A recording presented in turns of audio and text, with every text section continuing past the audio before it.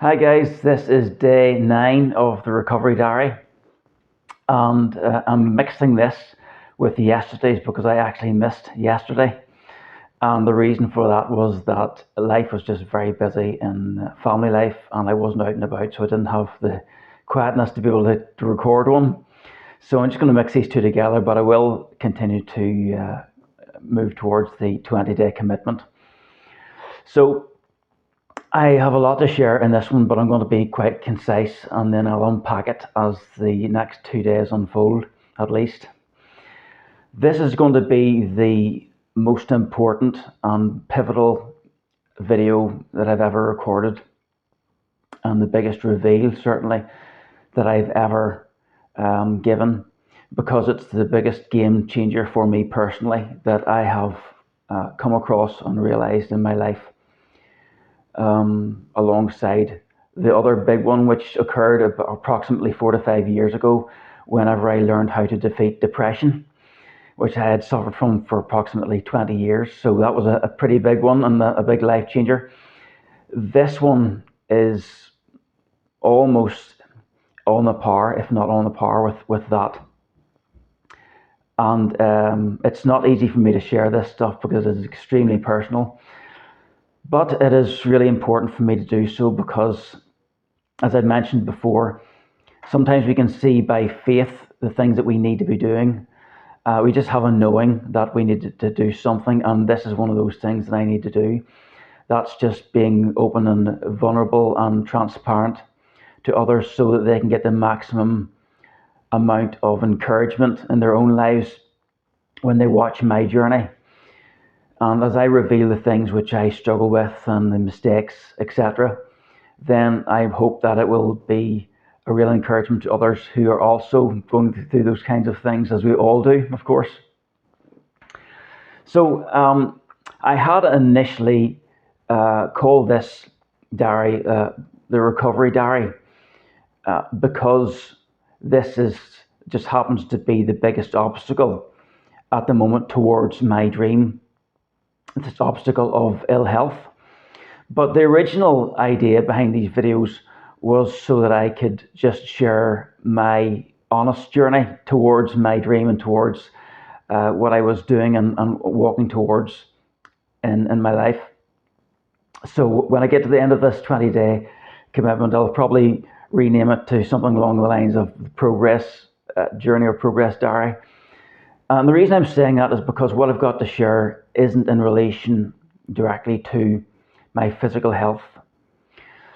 So quite close to the start of this diary, I talked about how one of my kids was going through an assessment for ADHD.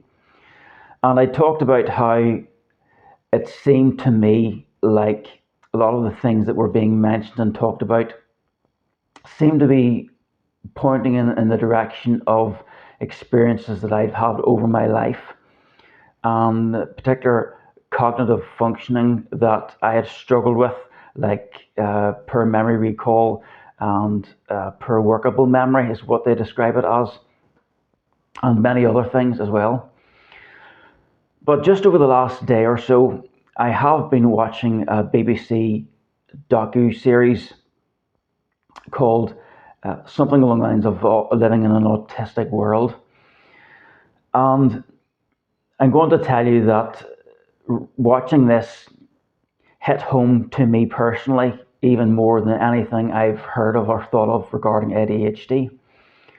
So much so that although I don't have any diagnosis of anything personally, I have come to a very strong belief that I probably have been on the autistic spectrum from very, very early on.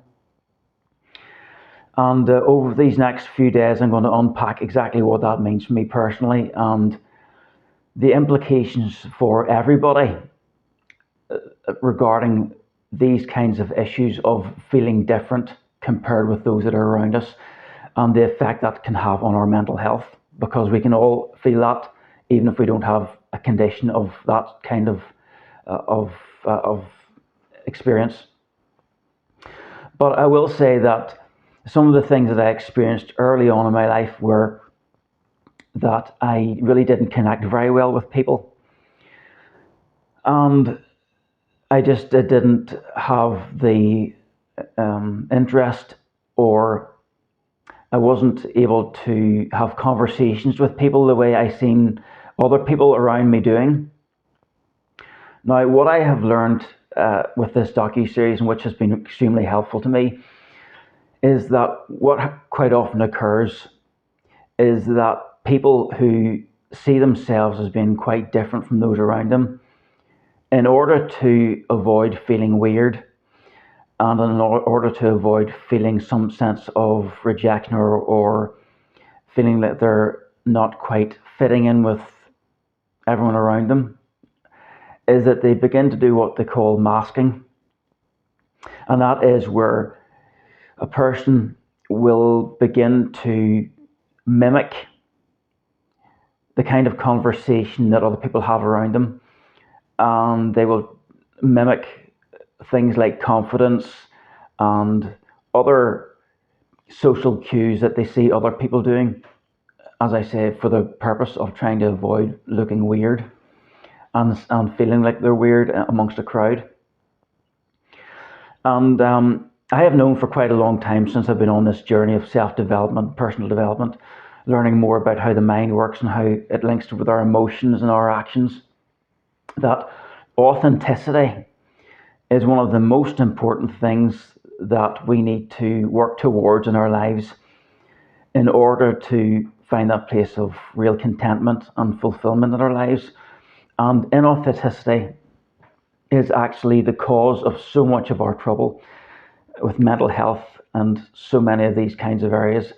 When we begin to hide parts of ourselves in order to try to fit in or try to find acceptance with those around us, that causes immense damage to us. I don't have the time in this video to go into detail as to why that is, but it really has a massive effect on every area of our lives when we are hiding parts of ourselves.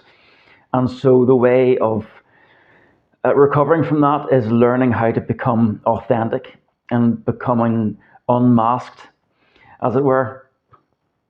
And I've realized that this is something that I have done throughout my life. And it's been my way of being able to connect with the world, and being able to get on with life and normal life, and doing a normal job, and working in public services, and dealing with people all the time. And I've realized that there is things about myself, the real me, which is different to the masked me. One of those things is that I'm a lot more silent in real life than I would normally be when I'm with people. And that series has really hit home, because one of the ladies that's on there who got diagnosed in her 20s said that she's a silent person. And when she said that, it really hit home, because quite often I am a silent person, and I'm only interested in making conversation when there's something meaningful to be said. So I want to share that with you. And if you've known me over my lifetime, whether it's been in church life or in work life, maybe that begins to explain why I quite often would be distanced from people.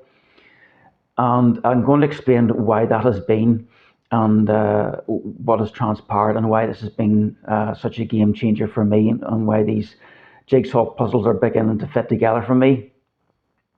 So I'm not going to go any further, because it's been quite a long video so far, but I look forward to really unpacking this and talking about this further.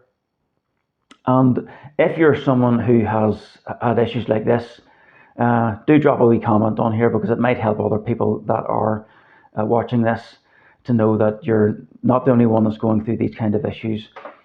And if you've got questions about yourself, do please ask and research these things for yourself, and ask for help with it.